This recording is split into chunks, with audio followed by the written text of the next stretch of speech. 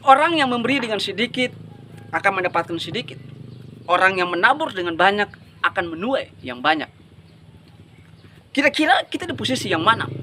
Apakah kita di posisi di mana kita sedang menabur sedikit karena memang keuangan kita terbatas, karena memang kita punya banyak kebutuhan yang harus kita cukupi hari demi hari, atau karena memang kita nggak punya kemampuan untuk memberikan sesuatu yang banyak atau besar kepada mereka yang membutuhkannya? Sekalipun demikian, bukan berarti kita gagal, bukan berarti semua pintu berkat tertutup bagi kita.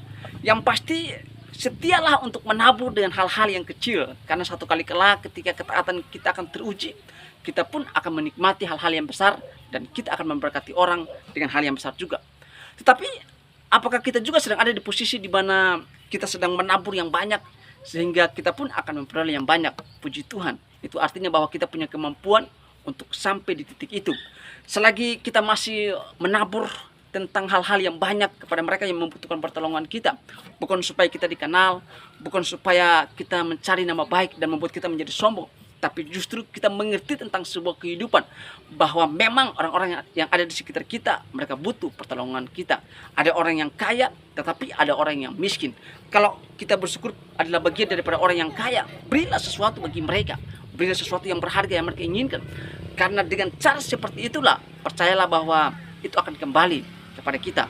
Jadi waktu kita menabur dengan kecil, maka kita pun akan memperoleh yang kecil. Tetapi kita nggak gagal. Waktu kita menabur dengan banyak, kita pun akan menuai yang banyak. Yang pasti, segala sesuatu dilakukan bukan karena terpaksa, bukan karena dipaksakan oleh orang lain, tetapi semua yang kita lakukan karena memang kita punya hati untuk melayani, punya hati untuk memberi. Bukan soal nilai, bukan soal berapa banyak kita memberi, tetapi soal bagaimana sikap hati kita memberikan sesuatu kepada mereka yang ada di sekitar kita. Yang pasti semua yang kita lakukan bukan untuk supaya orang mengenal kita, tetapi semua yang kita lakukan karena memang kita dipercayakan Tuhan untuk menjadi berkat bagi banyak orang. Amin.